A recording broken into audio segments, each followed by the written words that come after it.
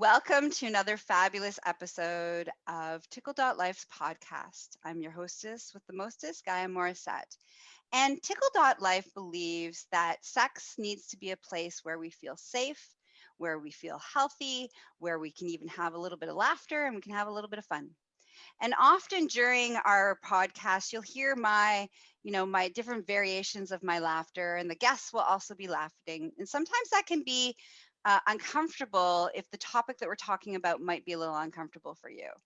But if you hear us laughing, it means that we're okay. And it's an invitation for you to lean in to also being okay with us. All right. So, my guest, Bobbi, is going to talk about her journey with porn. So, welcome to the show. Thank you, Gaia. So, to make sure that we pronounce your full name properly, how do we pronounce your whole name? Bobbi Bidochka. It is phonetically correct. Just sounded out grade 1 style. Nice. Okay, so what's your superpower, Bobbi? My superpower, I have this image in my head. I actually have an image of me in a suit with like a cape and the wind's blowing. One day I'm gonna get somebody to take this picture. But it's that I'm not afraid to speak up.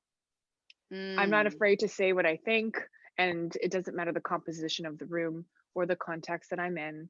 If I gotta say something, I say it. That's beautiful. That's a great superpower. Thank you. What kind of what kind of like colors is your like superpower? Super.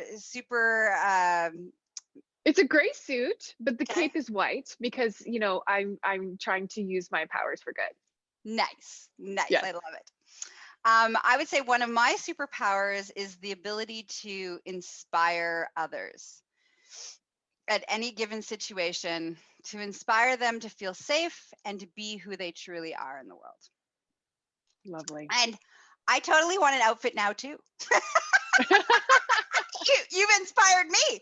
That's my superpower avatar. Yeah, I want my superpower avatar. So I'm gonna have to think about it. She's probably wearing leather, knowing me. Yeah, definitely some leather.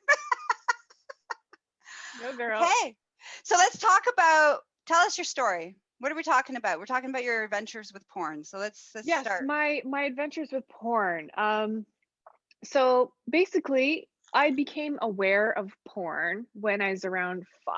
I just remember down in my basement, in the laundry room, there was this box, and I was a very snoopy kid.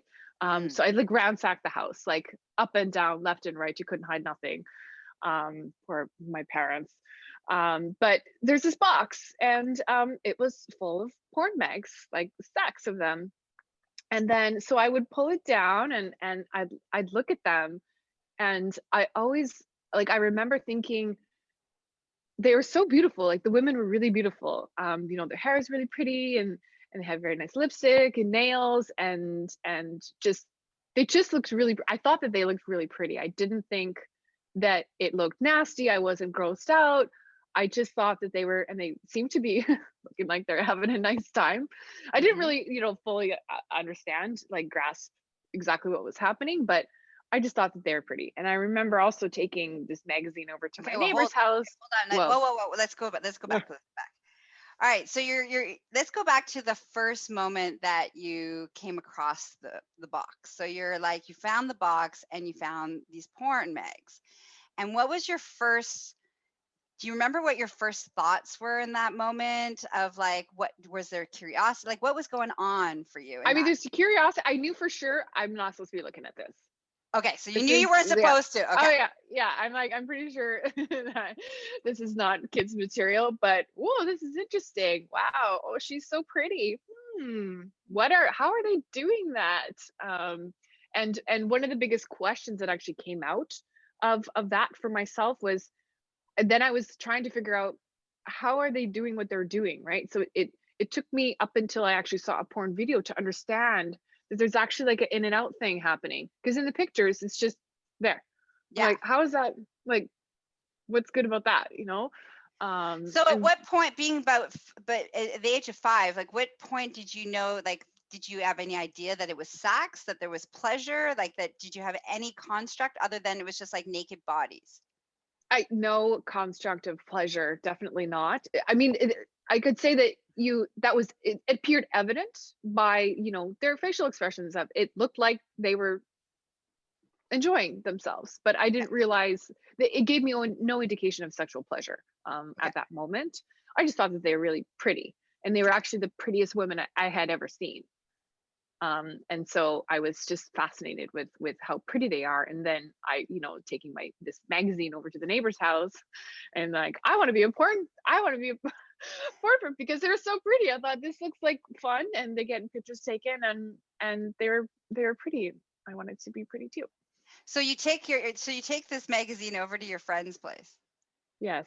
How does your friend Well, I mean, react? we're all around the same age, right? So my Okay. brother and the neighbors, and we're all looking at it, and I seem to be the only one fascinated by it. So I don't remember everyone's reactions, but I know that definitely I was the only one who was like interested.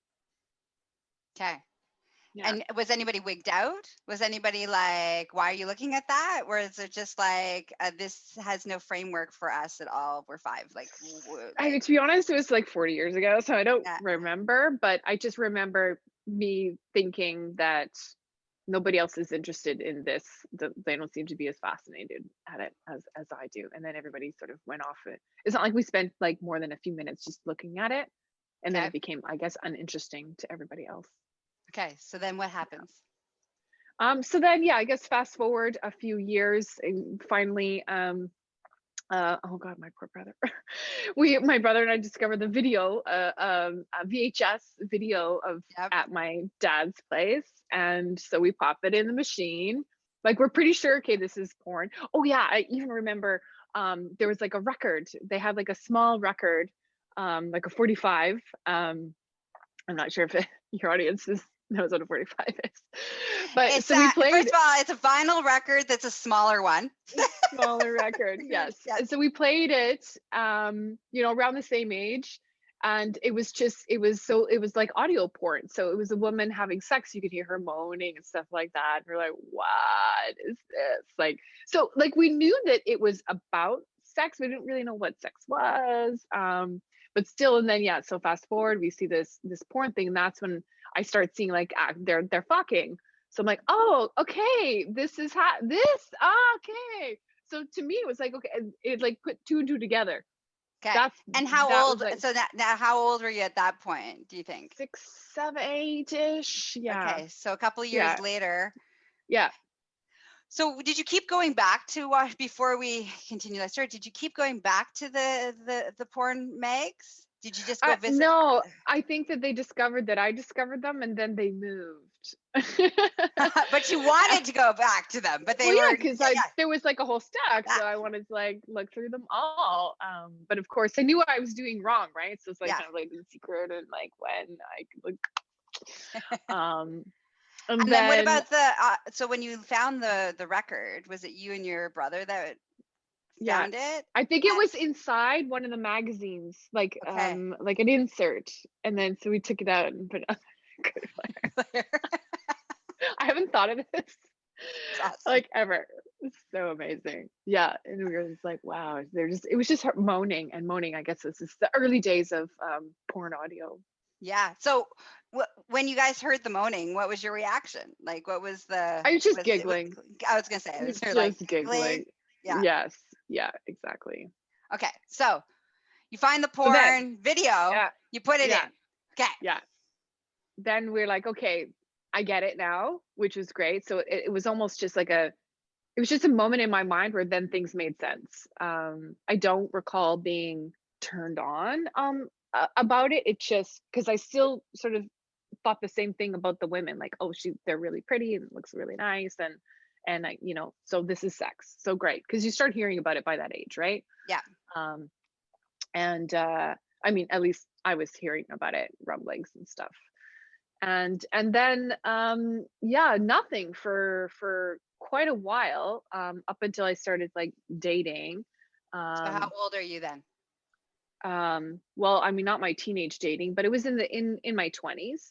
So you start seeing porn videos every now and again. Like I remember I used to hang out with a lot of guys, Hmm. So every now and again I would go over, and like all the guys would be sitting around watching porn, and I was like, what the fuck are you guys doing? Like, shouldn't we do that private or something? Like, no one's, it's not like they're sitting around having like sort of masturbation party, but it's I mean, maybe they do, and I don't know, but it just, so every now and again you just catch it at someone's house, or at a party or whatever.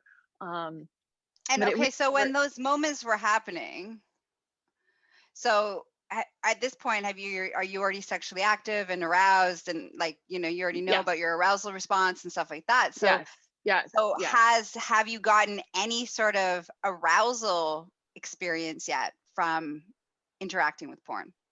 I mean, so during those teenage years, it wasn't really intentional. I sort of like would stumble into it amongst a group, not in any kind of like I'm with someone and we're watching porn and letting those reactions happen. But it definitely became evident that when you look at sexual imagery, I was getting aroused, right? Okay. So, which also then made it all that bizarre, because we're like, I'm in this group of guys and we're all just friends. And then it's like, this doesn't seem like quite the place, like, not that it's inappropriate, but that I'm not sure that I want to be here doing this right now with them. It's Hmm. like, if you guys want to do that, go ahead. But for me, it's like, this is, I'm pretty sure we shouldn't be watching this like casually, like a television show, right? So that was more like the realization Okay. of it. But then it also, you know, made me realize um, how how porn videos were much more interesting to guys, because this never happened with women, right? Hmm. I never walked into a room or had any kind of casual encounter with porn with a female friend. Like, this just did not happen. Hmm. I mean, it's no surprise, right? Guys like uh, are more attracted to the imagery, but I mean, I don't know. For me, I feel attracted to the imagery as well. Like, it gives me a great response as well. Um, at least now, but there was a period of time where it didn't, because I ended up dating this one person, and we had a very kinky type of relationship, exploring a lot of things, and we watched a lot of porn together. And during that time, um, So I when actually became to hate porn. Okay, so before we get into that piece, I'd like to ask the question of like the first time you watched porn with somebody that it was okay for you to be aroused at with. How did that with I mean, all of to be your honest, I don't remember the first time. Okay. I don't like that whole so you know, full disclosure, I was smoking a lot of pot at that time, Mhm. also, and so like memories are a bit blurry, but I don't remember the precise first time, but this was the first relationship where we watched porn, and that was okay, Okay. and that we were using the porn for the purpose like that it was meant for, mostly. Of course, back then, you know, porn was a little bit different, and the internet was just coming out, and so so you can imagine like the different types of stuff that was available. It I remember we used to dig through like really interesting and weird porn, Mhm. which then was giving me like this this lesson on um my what I found to be a turn on compared to others, Mhm. and so what's going on in other cultures and other societies, and so I like, you kind of start to like use porn as a benchmark. Mhm. So I found myself comparing, okay, well, here's what I do and what I like, and here's what all these people are doing also, and like that, all that stuff seems like not interesting for me, which then was starting to cause me to have like not self-esteem issues, but it's just like, well, maybe I'm not as kinky as I thought I was, or maybe maybe porn's not for me, because it seems like everyone's doing a lot of new and bizarre things that I didn't even ever imagine were things that turn people on. So then I became aware of like a lot of the different sexual desires of people, and mine just didn't match. So then I started to feel like porn isn't for me, and then also I found like my partner was reliant on it, which then Mhm. made me very uncomfortable. And then there was like whole this trust thing. You know, at the time we were also doing like swinging and all sorts of different kinds of stuff. And so I don't know, it was a lot Mm-hmm. um to do all at once. And yeah, I think other women can share this, but I just started to feel like, well, I don't look like them. I'm not pretty like them. I don't fuck wildly like that. Like compared to them, I'm boring. Mm-hmm. And then it kind of makes you feel a bit inadequate. And so that caused me to kind of start to dislike porn because it was he seemed to like it more than me. And feelings of inadequacy, like, okay, this isn't fun anymore. Mm-hmm. So what ends up happening as you as this is this turmoil is going on? Well, we What do ended you up breaking up. It's like I'm not into this anymore. And then I did a completely like conservative swing the other way. Like okay. completely, I went from I'm open to exploring all things to I want no exploration whatsoever. I went ultra conservative. I like wrote off porn. Porn's bad. Makes me feel like shit, and just the whole thing. And that went on for a few years. Okay, so Where then I what sort of happens? But then what happens? well, then time heals wounds, right? And Yep. then, so I feel like I went like all the way this way, and then I went all the way that way, and then the pendulum sort of finds its way back. I mean, this kind of also happens, in your mid 30s, mid 40s, where you start to sort of find yourself, you Yes. find your true self, and then, so then I just found that nice equilibrium in the middle where there's a nice place for beautiful sexual imagery of my choice. Now there's so many more options, so Mm-hmm. you can choose stuff that you like, and you don't have to do the rest. Yeah, and then when you have nicer partners and more open relationship communication, I mean, a lot has changed in the last 20 years. And so where would you say that your relationship with porn sits today? Yeah, it's new. So I've like started to redate with porn. So it's just been recent actually. So I got okay with the concept several years ago. Like porn is fine, everything's fine. People should be able to do what they want to do. Mm-hmm. But me actually looking at porn and consuming porn is actually a fairly recent event. So just within, I'd say, the last few months. And just because of some of the activities that I'm involved with now in business, um, I visited Pornhub for the first time a couple weeks ago, and Hustler, and there's a lot of great um, female produced porn out there now, which is really beautiful. All right, on. So Yeah. So what else do you want to share with us about your experience around porn? I mean, Here's a question. How did you heal those wounds? Those wounds, what did you do to heal them? I I mean, think that's time that. definitely helped, but I came into myself, right? And so that's like a masturbation joke, but pardon the Yeah. pun. Uh, I just got confident with who I was. And then I didn't need to worry about comparing myself anymore. I am Hmm. who I am, take it or leave it kind of thing. Getting comfortable with my own sexuality and where I sit on that spectrum. Um, Once you start getting comfortable that you know who you are, and I that probably also comes with maturity and age as well. And when you've tried a lot of things, then you kind of know, okay, well, I've tried that and I've tried this, and now I know that I like this and I don't like that. Hmm. And that kind of just, there's a process involved in that. And so but it does help now with the evolution of where porn is going, to boy, there's the feminist porn, the educational stuff, which is also interesting.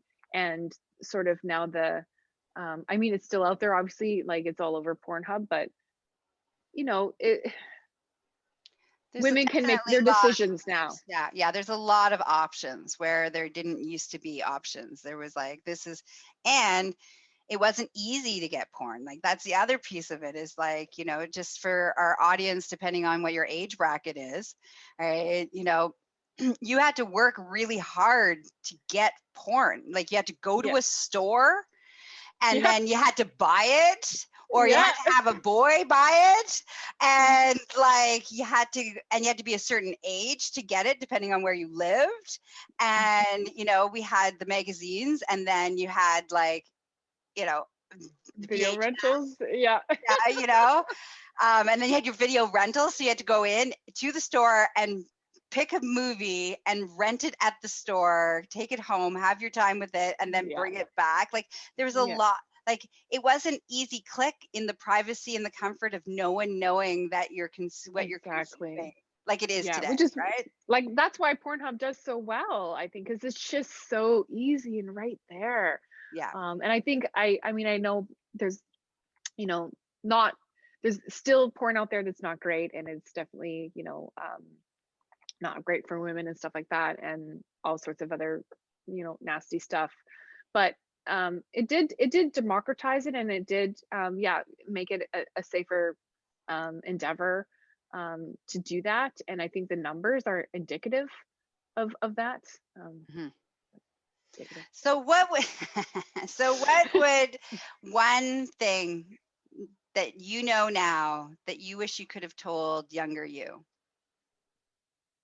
Um, just to be, I guess, more comfortable with who you are, and that porn is not realistic. Also, like it photoshopping, all of these things, that's not real. It's You can't take it as real. And I think that there is a problem with some people looking at porn and thinking that's how real sex Let's come should back to be. you. For you, how would for you to tell you and yourself For about? me, it's not real. It's a glamorized version of it, and it's okay. The way that you fuck is just fine.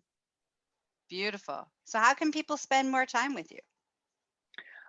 Well, you can come find me on Facebook at Bobbi Bidochka, also Twitter and Instagram. I also have a website for my new book, www.sexualintelligenceinbusiness.com.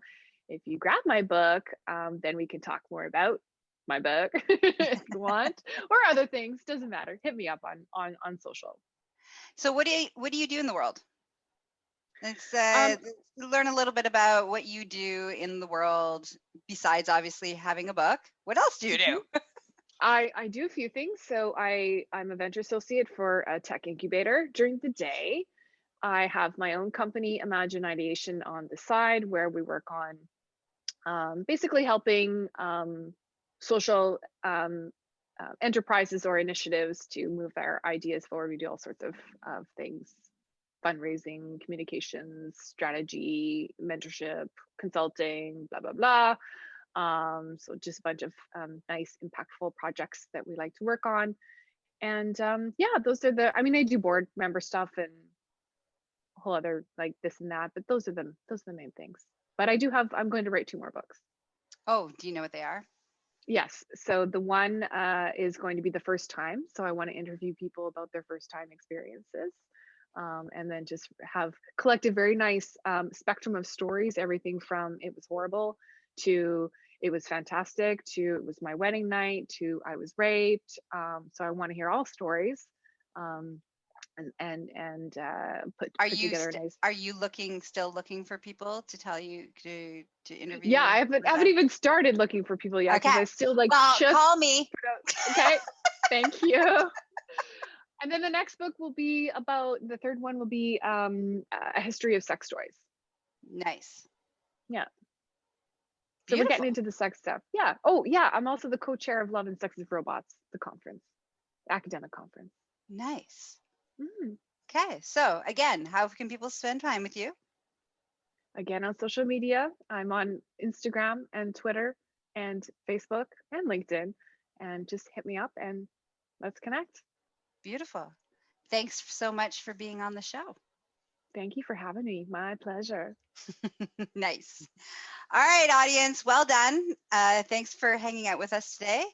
Don't forget to go check out tickle.life for all of your sexual education and wellness needs. And if you want to spend more time with me, you can visit me at GaiaMorissette.com and see the hub of all the things that I do in the world. And come check out my podcast called My Orgasmic Life. Have a juicy day and may it be filled with exploration. Bye bye.